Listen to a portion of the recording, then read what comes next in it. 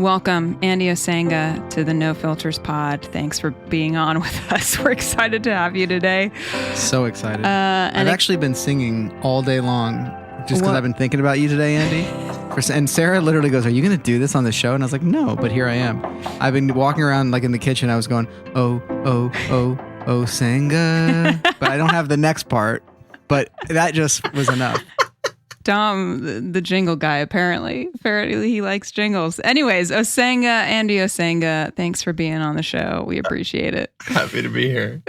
Can you introduce yourself to the pod people? Tell us who you are, what you do, all the things. Yeah, my name is Andrew Osenga. I do a lot of different things. You do. I don't quite know what I do. I'm a husband. I'm a dad. I'm a girl dad. I make a lot of music on my own, and then I help a lot of artists make music. And so I met Sarah in my previous job at a record company and was able to bring her into a record company called Integrity Music, and got to work with her for 5-ish years, 5.5 years as her A&R person, which was a blast, and got to help her make all of her music there for 5 and so years. And that was awesome. And not just me, other artists there as well. A lot of artists. So again, I help a lot of artists just kind of both on the sort of strategy side and business side, and then also the heart side. What is it that they want to say, and help them figure out kind of their artistic voice and figure out the best way to communicate what's on their heart. And then also I'm just a musician, and I love playing guitar and helping people just make the music as good as it can be. So however I can help artists, I love to do that. So, yeah. And you're also a prolific songwriter in your own right, and artist in your own right. I'm just going to add that in there. Yeah, 100%. It's just a garden, and just stuff grows. Yeah.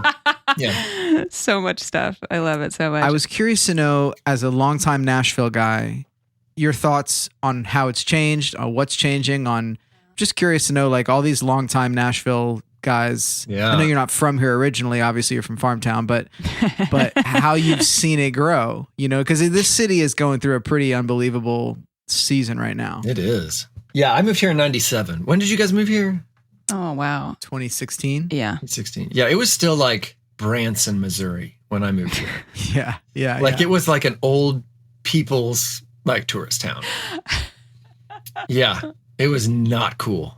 East Nashville was not cool. It was not a good place to be. No, East Nashville was not gentrified in the slightest. 12 South is where you went to get murdered or buy crack cocaine. No joke. Like, they warned us. We were warned at Belmont, like, don't go to Sevier Park. Don't go. Especially not like if you're a woman. Don't go to Sevier Park. Wow. Yeah. And now, of course, that's where you go to get married. Gotta go. Put on your Lululemons and go meet that guy, so. Yeah, there is a lot more. I mean, there's obviously a lot more great places to eat. There's a lot more great, safe places to hang out. I feel like, I don't know. I kind of feel like we've lost that. The food? I feel like 10 years ago, we had like great venues and great restaurants. And now I feel like they've been squeezed out. Interesting. I feel like the venues are gone and the restaurants are all closing. Yeah. At least the ones I know. I think new ones have opened up, and I have kids, and I don't know what they are now. So yeah, that's fair. They probably are. Like, there probably are cool ones, and I only know that the ones I liked have closed. Yeah. Well, that's kind of why I was asking, because I feel like anyone who's been in a city for long enough to see that even the city goes through these cycles of like death and rebirth. You know what I mean? Where like classic staple places that everyone in that area loved, it's so hard to stay in business. And especially like here in town, between the tornado and then COVID happening, like the day after the tornado, there was a bunch of businesses, a bunch of restaurants that we used to go all the time that couldn't stay open. So it is just interesting to see how the city changes. And obviously for tourists, it's great and fun. Now there's a bunch to do. But the tourist flavor changed so much. Yeah. It wasn't always bachelorette parties before. It was like super old people. Oh. And then it was like, I don't know who, it was like Jack Whitey people. And really? Yeah, I don't know. It was a different vibe. It was a different vibe. It was like people that watched the show Nashville. And it was like, It was families and stuff in like 2005. Wow. And 2010. And downtown was like where you would take your parents. Wow. And now you wouldn't take them anywhere near it. No. Yeah.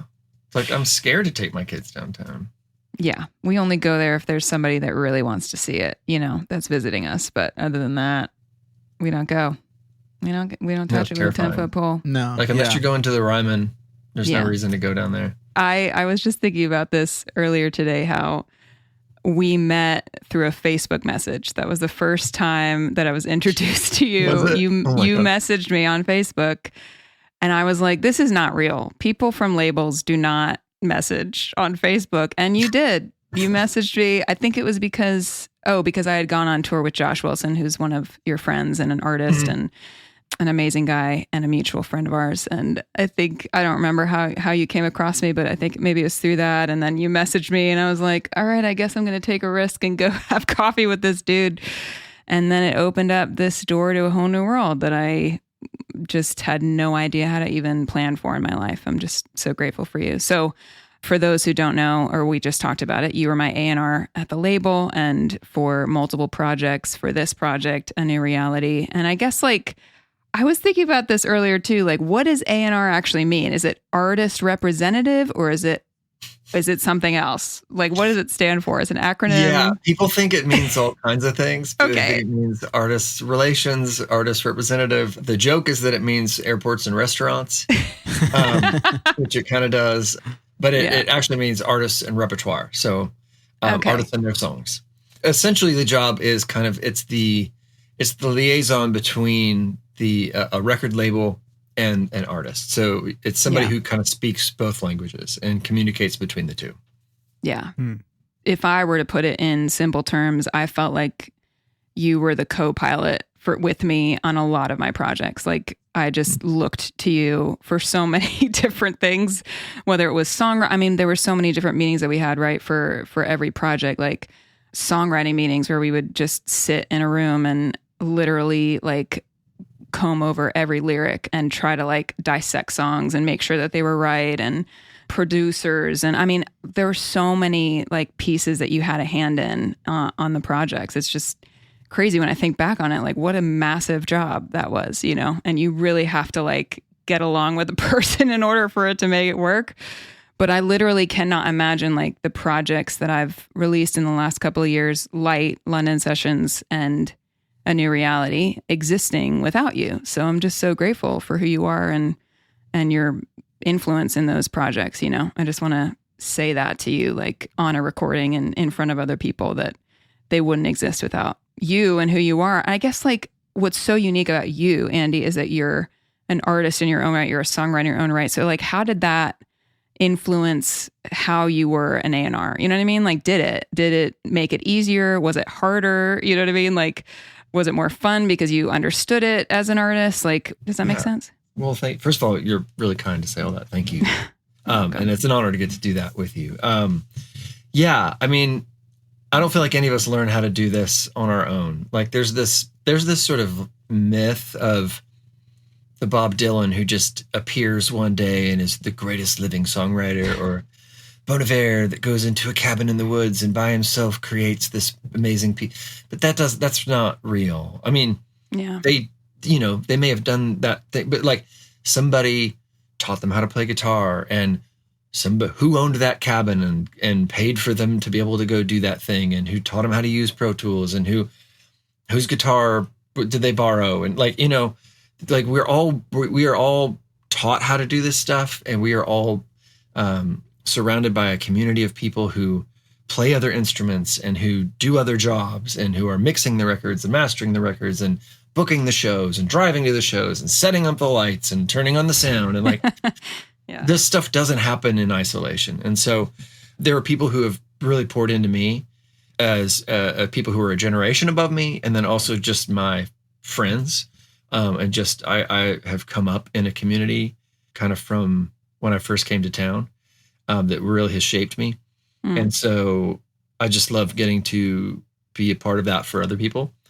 Yeah. And then I just love making music, and I love songs. And so when you find somebody who has something to say, and you can just feel that energy of, I feel like it's like watching like the first of like a series of superhero movies.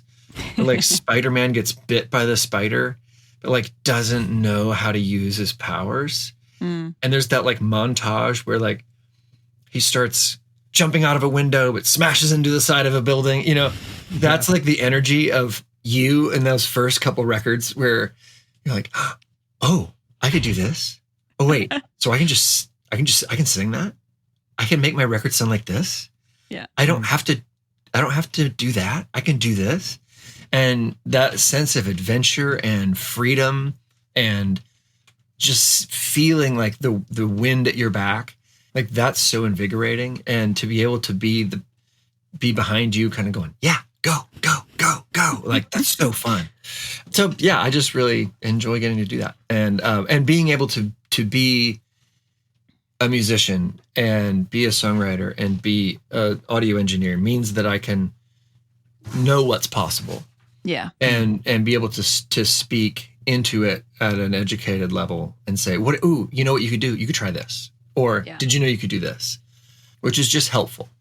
Totally. So, yeah. It makes sense that to be a great A&R person, or really to be probably great at anything in the music industry, it would make sense that you need to like really love and champion artists and love and champion songs. But is it relatively common that people who work in A&R are themselves recording artists? Or would you say that's an anomaly, or maybe half and half?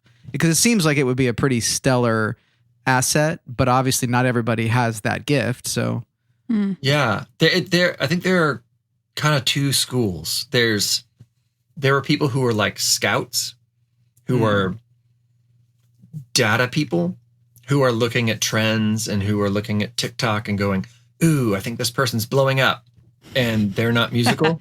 They're chasing a thing, and they maybe have a good instinct, and they want to be first to the party. Those people are really valuable. They found amazing artists. Most A&R people are that, especially these days. But some of the like legendary A&R people who've like had these long careers tend to be the musicians, like Don Was, who runs Blue Note Records now, who has put out tons of super cool records.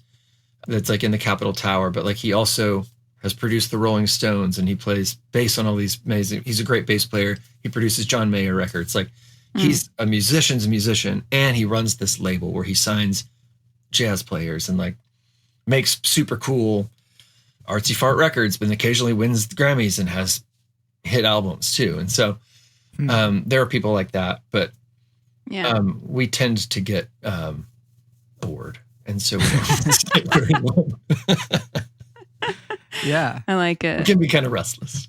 Yeah. That brings up a question that I have, which is that like in this day and age, right, of social media and things going viral, like as an artist or even from an A&R perspective or just as a human being, like how do we navigate creating and releasing music in this world that feels like everything is becoming about like a moment that's passing, right? That's fleeting, or like trying to become viral or whatever, as opposed to, and like like a content creator, right? Versus like a maker of like just trying to make art for the sake of making art. You know what I mean? Like I find this wrestle within myself, right? A lot as an artist, and trying to navigate that landscape and learn how to like be true to myself and be true to what I feel like I have to say, right? The things that I want to say and have to say, but then also falling victim to like the like viral kind of thing, machine, the algorithm, you know?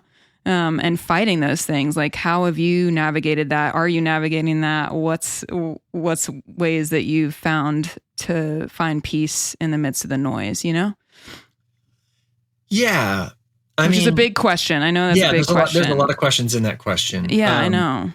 I think if you have something that you really care about saying and you don't say it, or you change it because you want to sell more records or you want to be popular, and that's bigger than even being an artist. You know, if you don't obey because you want to be popular, that's not good.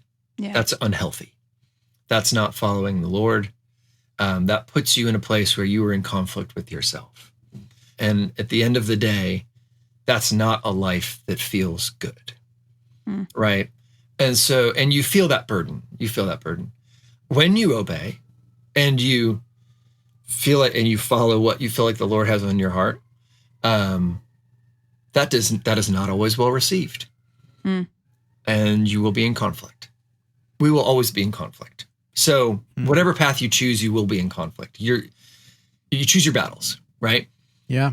Is it an inner one or is it an outer one? I've chosen to pick outer battles rather than inner battles, which is a hard fought decision. I didn't know that earlier on. So that's one answer. The other answer is that like the mediums are always changing. And that can be frustrating, but it can also be really invigorating. I think the more open-handed you can be with that, the more fun you can have with it. I think a record's 10 songs and it's got to be, people got to listen to the whole thing. And that's, well, okay. Yeah. Okay. Yeah, it can be. And you'll find your people and that's great. But like, okay, well, you keep selling cassettes, man. That's awesome. And that's fine. To me, I kind of love messing with the medium. And I always love finding artists who, in any genre of any kind of art, who go, okay, so this is the limit. Let's see what we can do with it. And you know me, I'm always messing with the limits of, okay, this is the shape of the container. What can we do with it? A little fact that I love is that every Hank Williams song, the old country artist who wrote I Saw the Light, every Hank Williams song is 2 minutes and 40 seconds long. Every single song. Wow. I never realized If you go look at him on Spotify, they're within 2:38 and like 2:42 or within 5 seconds.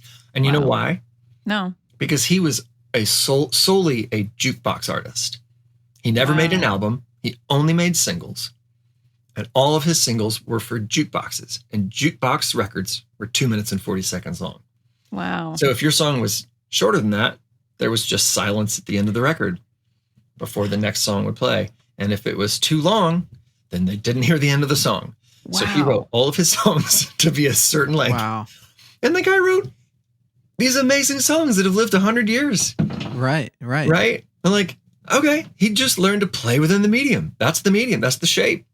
Like, totally. I'm a guitar player. That's the shape of the neck. You learn to play within the shape of the neck. And then I remember I saw John Mayer one time do something. He did the thing with like I was like, I didn't even know that. I've never seen anyone play up there. I didn't know that was part of the instrument. Right.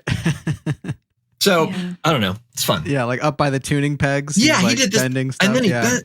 Anyway, I could go into it. It's nerdy and it doesn't matter. I'll just say it blew my mind. Yeah, but it's fun to me. Whenever there's the new mediums are fun because you get to explore and create them. So. Yeah, that's well said. I mean, there is a tension with art. Like I know a lot of times we all love to see artists push the boundaries and think outside the box. I mean, I think we're all kind of craving that. But there is something to be said for working within the confines that you're in and doing the best you can in those. Like, okay, this is how long it's got to be. It's interesting. I'm curious to know what you think. I mean, so look, we live in Nashville. I think we should talk about that. We should talk about Nashville a little bit. As Music City, and we're basically talking about the music industry and our experiences in it. Like we live in Nashville, a lot of times there's networking. I don't know how often, especially in your old roles, you were pitched or somebody asked you, to go out to coffee. Maybe that didn't happen as much as I would imagine it does. But I'm curious if you think there's like maybe one thing or a couple of standout things that you would feel like most artists or aspiring artists and songwriters could do. And I don't necessarily mean with their art itself, like, because it does feel to me like you can put as little into it or as much into it as you want. And we all, I'm sure at times ourselves, have given more or less to a certain endeavor. Like I think about with like what I help a lot of people look for homes, right, in real estate. Yeah. So I'm constantly seeing, like, you look at listings online, and all the buyers have the same questions. Like everyone wants to know, how old's the roof? How old's the dishwasher? Not the dishwasher, actually, but how old's the air conditioning? The water heater. The water heater. That's what I meant to say. Yeah. So it's like you have a bunch of kind of standard questions everyone's going to want to know. And you'd be shocked how few listing agents take the 15 extra minutes to go on Canva and put together like a nice, questionnaire packet that answers all your questions in one fell swoop. It's like, it's such a simple thing that is super practical, and very few people do it. If you just go on Zillow and look, like very few of them have that extra step that doesn't seem to be all that complicated to do. And I know from like calling, I could either text the agent 18 questions that my buyer has, or I could just download the PDF that they've already answered the questions, So it's like, that's a simple thing. And it seems like, for example, in real estate, you can really choose what kind of agent you're going to be by how you go above and beyond. Sure. But that's a different thing where there's not like an artistic component there. There could be, but what I mean is like, we're trying to be salespeople in a sales job. So it's a little bit of a different motivation I've found than it is in music. But are there things like that could apply? Like if somebody comes to you, they say, hey, I want to get coffee with you. I want to show you some of my songs, or I want to kind of tell you what I've been doing, maybe pick your brain. Are there some things that are just like, hey man, this is a huge opportunity that you're missing, that you could start implementing this and you could start seeing a difference immediately. You know what I mean? Yeah. Oh yeah. I mean, I literally had one of those conversations today. I do that stuff all the time. Yeah. Yeah. I mean, at the end of the day, what you're talking about, how you care for a client as a realtor is not terribly different from how an artist cares for their audience. At the end of the day, like we're communicating something. A lot of being an artist is problem solving. It's creative problem solving. It's going, I want to tell you this, and what are the series of decisions we make to get this information to you in the most beautiful way possible. And then it's a series of like fixing things. Yeah, I mean, there's a lot of practical advice that I give artists, and Sarah's heard all this stuff a million times. I love it, though. I love it. Yeah, I mean, sorry, I can quickly go into my consultant TED talk. Do it. Try to keep this really short.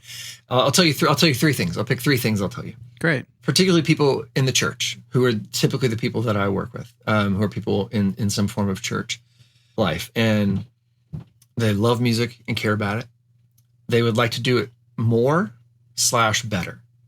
1, they feel like because of the culture we live in, that they have to do it for a living. And if they don't do it for a living, that's some sort of failure. One of the things I try to tell them is that that's just a lie. Doing music for a living isn't even a thing that existed until like 70 years ago, 80 years ago. So right, that's a societal pressure you're really taking on yourself, as opposed to, for most of us, a calling that God's actually putting on our lives. My own kids, who have watched their dad be a musician, want to be lawyers and doctors when they grow up. Like, yeah, I love to sit and play piano. I'd like a steady job, right? Because it's a ridiculous way to make a living. You can still serve the Lord and play songs to your heart's content without putting yourself through this, guys. That's amazing. You got to really want it. I mean, really. Yeah. Also, but that doesn't mean you're a failure if you don't do it for a living. In fact, most people, I think, are called and equipped to serve a particular group of people, a community in their church, community in their neighborhood, their own families, their own personal devotion time with them and God. They have their own stuff to work out. I am a professional, and there are a lot of songs that are just for me. Nobody needs to hear them. It's just how I'm working out my own life with the Lord. I can try to communicate that to people.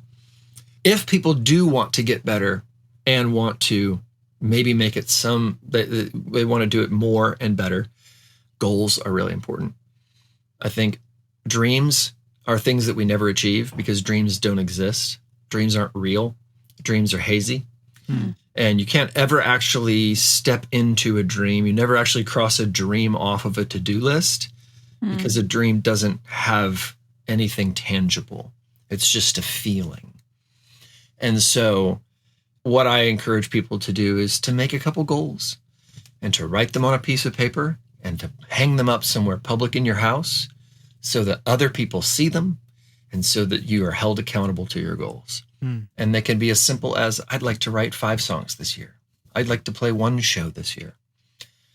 I'd like to play 100 shows this year. I'd like to make an album this year. Whatever your goals are, figure them out, talk to them with a few people that you trust, hang them up so your family, your roommate, whoever sees it and can hold you to some kind of accountability to it.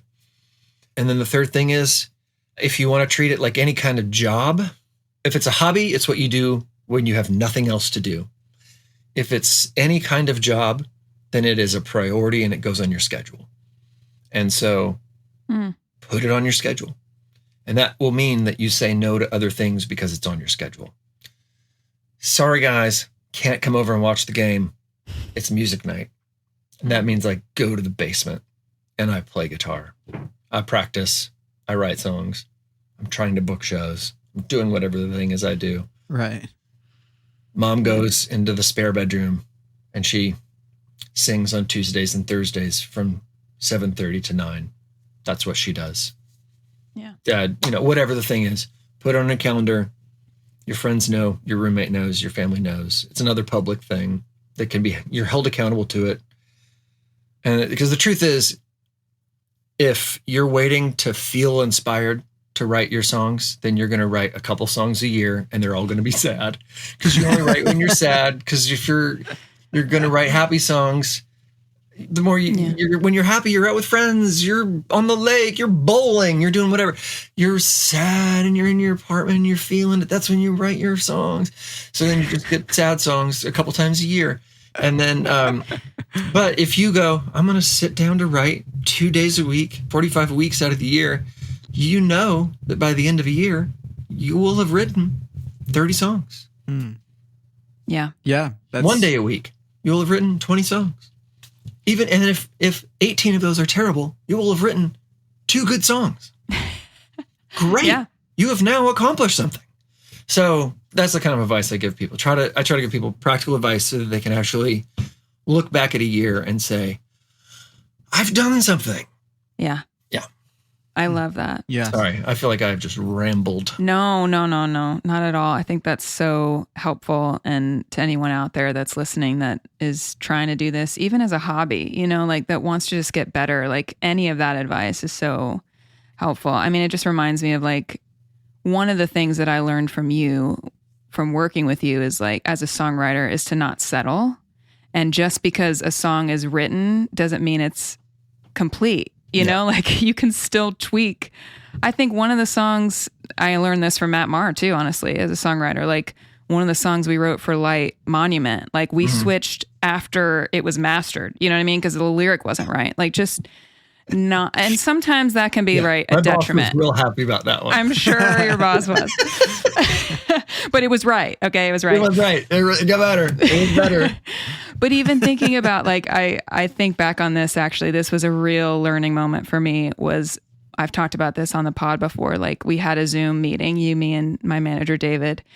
And I think I had written up to 70 songs at this point. And I was like, all right, we're going to get in the studio. We're ready to go. Like I'm done with writing. I'm ready to record this thing. And you had listened to the songs and you were like, Sarah, I hate to tell you, but there's a few songs missing. And I was devastated. I felt like I was a failure. I felt like I hadn't done it right or what, like, I mean, I just start to spiral. But like what that taught me was that I had people on my team who were like in the midst of it with me, who were speaking into that album in a way that I wasn't able to see. Like I needed you to speak into that moment because 3 of my favorite songs wouldn't have existed on this album without you speaking up. Communion, No Filter, and Giving Up. Like literally those songs would not exist without you saying. It would have been a really, really good record. It would have been a really, really good record, but I knew we were close to a great record. Yeah. And not every artist gets to ever make a great record. You made a great record. I've worked with a lot of artists who their whole career, they never made a great record. Wow. And you got to make one. Well, and I attribute it to that moment, honestly. Like that was a huge thing for me and a huge learning moment for me to just be like, surrender the process. Like sometimes you're going to have to just keep writing, like, and that's okay. And surround yourself with people who are going to fight for you and fight for your art in ways that you can't even imagine. You know what I mean? Like in ways that you can't. Like surround yourself with people who believe in you and believe in your art and that you can trust. That's my advice to people, you know? Yeah. Yeah. That's so good. It's so important that people champion you and believe in you. And because you really do have to be patient with yourself, and you got to, ideally you're working with people who are also a little bit patient with you, because I've just been thinking about this over and over again in life. Like you have to crawl before you can walk, and you have to walk before you can run, and you have to run before you can lunge over things. Like, you know what I mean? And like you just have to keep being patient with yourself in the process. Like, you know, to go back, I mean, Andy, obviously you're a phenomenal guitar player. Like, you know, if I'm practicing, or any young person practicing like a beginner, like guitar lick, right? Like there might be a spot where you're supposed to like, okay, go up a string or down a string and add a new note. But if you haven't gotten like the fundamentals of the first part of the lick, you can't just add that next part. Like that part is supposed to be added once you've really figured out that first part. But if you're watching it on YouTube, you don't know that, because the whole video is 4 minutes. And so in 4 minutes, the guy goes from doing a very, very simple part to something really complex. And if you're just learning, you're like, oh shoot, I can't do all of it in 4 minutes. But it's like, yeah, because you could take the first 45 seconds of what a guitar teacher on YouTube shows you, and you could practice that for a month before you're ready to add the next thing on. You know what I mean? So, but I don't know if we apply that to other areas of life. I just don't know if we're patient enough with ourselves. Yeah. You know what I mean? Yeah. Yeah. Well, we live in a culture that moves so quickly. And we consume things so quickly. I think because we consume so quickly, we think that then we have to make things so quickly. And, you know, when you are making things, first, I think we have to challenge ourselves to slow down and to teach ourselves how to create at an actually sustainable, like real life pace. And hopefully that teaches us how to actually consume at a more sustainable pace. Just because the algorithm is trying to feed us, force feed us, doesn't mean we need to eat everything it feeds us. Because we can't. Yeah. We just can't. And it's not healthy. And but good things take time. And I come from farm town. And like I just drove up and back this weekend, and one of the things you see too is like I forget because I don't see it all the time now. But like I was driving up, I was like, oh yeah, they're about to harvest. Like I know what the corn looks like 2 weeks before the harvest, and they're about to harvest. And my dad's about to get in a combine because he's retired. But one of his retired jobs is he like gets in the combine with his friends and like drives a tractor for like a month in October. And he loves it so much. And you plant something, and then you wait, and then it pokes its head out, and then it grows. Yeah. And then you harvest it, and then you wait, and then you wait, and then you wait, and then you plant, and then you wait, wait, and then it grows. It's like, that's just the cycle. We just feel like we're supposed to just harvest and harvest and harvest and harvest and harvest and harvest and harvest. Like, that's not real life. In that cycle too is actually death. After you harvest, that thing dies. It's like, so you put the record out, and then there's a season where you're like, okay, you got to mourn it. That creative process is done.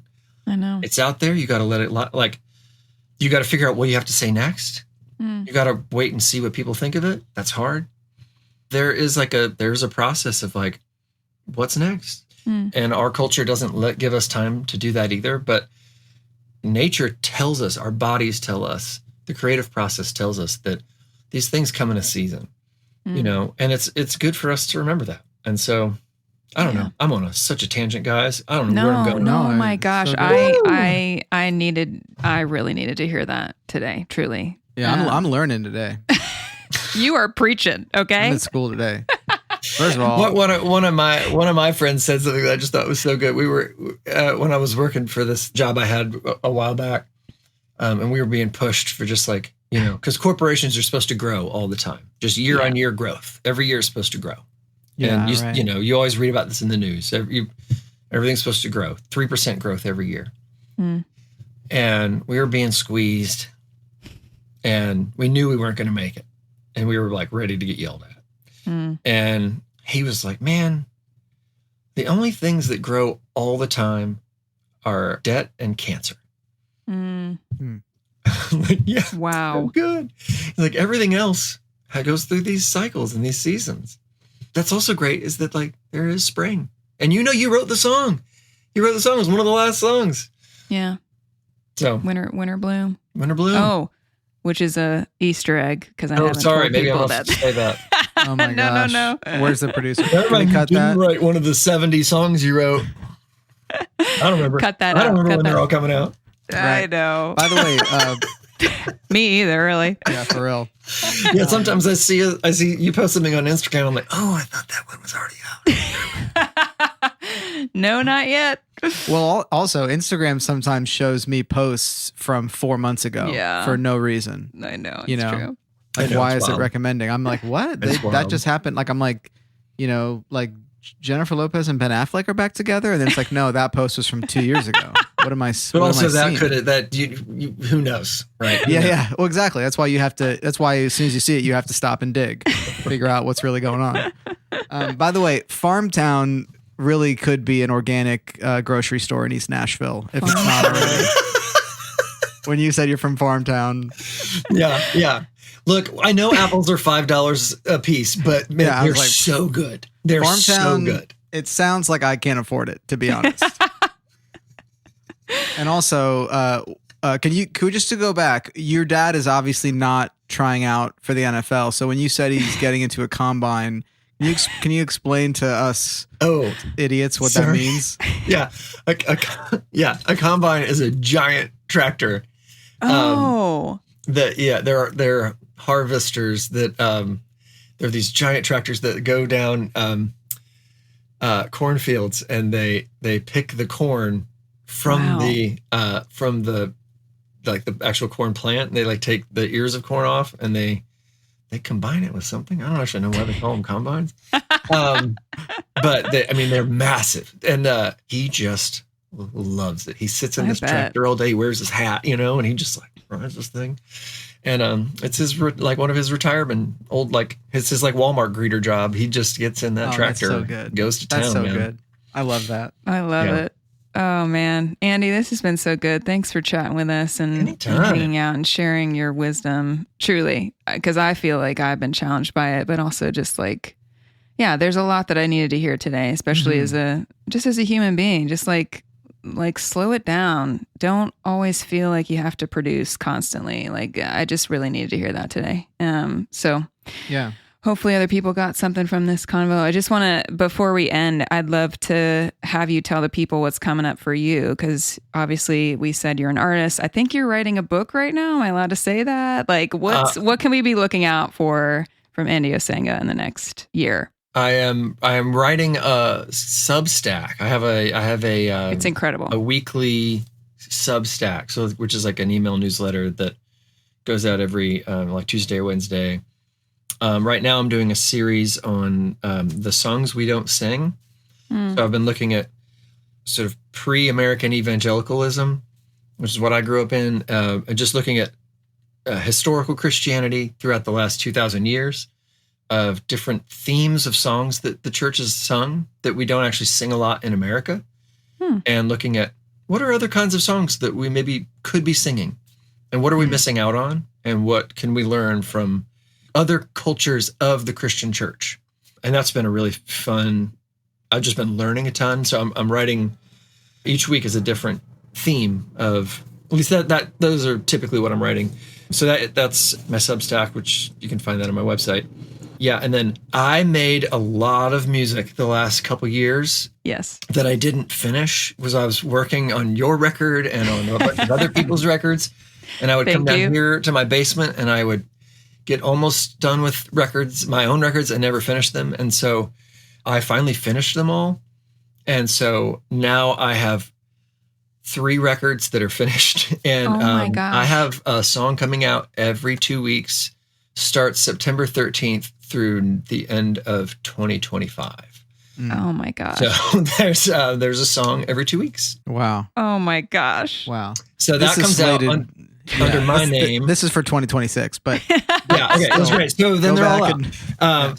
So I've got that comes out under Andrew Osenga, and then I also made a bunch of instrumental music under the name The Quiet Hours, and I got a song under that name comes out every week. So one song comes out every week, every Friday under the name The Quiet Hours. Wow. An instrumental piece. Your A&R guy must be slammed. Yeah. Sarah and I have the same manager, and he told me to stop. It's all good, but stop. He was But like, stop. just stop. Yeah, take your own advice. Let the land lie fallow for a minute. Yeah. It's just it all just hit at once. Yeah. I love it. And where can they find you on socials? I have a weird Dutch last name at Andrew Osenga, Osenga. Amazing. Right on. I was just thinking about listeners of our pod will understand this throwback, but you were talking about how it is difficult to make really great things really quickly. And I don't know how Taco Bell figured it out. You know what I mean? Oh my gosh. It's one of the only places I can think of where something that couldn't get any better is made like in a rush, you know? It's false.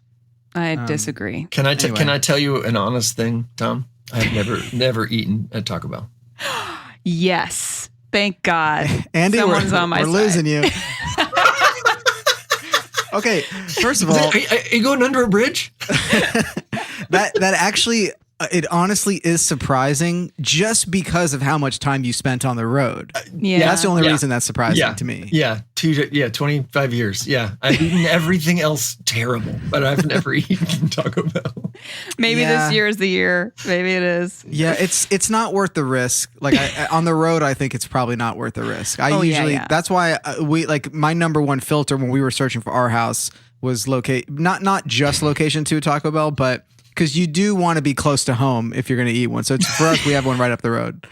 You know what I mean? Oh my gosh. Anyway, we've really gone on a tangent at the end of this thing.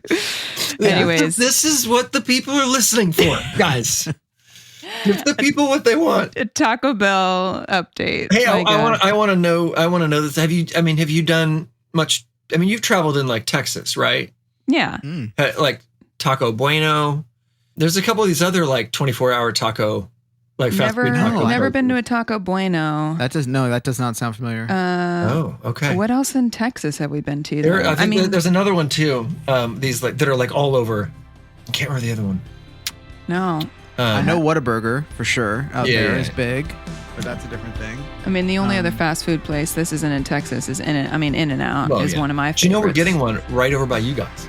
I know, and it's never going to be like a small line. You know, I just feel like it's going to be perpetually a really long line. So- Now, see, Our Lady of Perpetual Traffic. Yeah. Yeah. Now that's something I could see myself getting up with the early birds for, though. I could see, I could you see. know, I could get the see that. motivation of like Yeah. in and out and then a hike. Okay. I don't think I could eat In-N-Out early in the morning. That's very interesting. Yeah. Yeah. Yeah. I have heard other people say that there are certain times of the day they can't eat certain things. I don't get Not it. for but- you. Dom's not tracking with that. Yeah. No. But I totally understand. Stomach of steel. Anyways, Yeah. Andy. Andrew, you've been amazing. Thanks so much. I love you guys. This is really fun.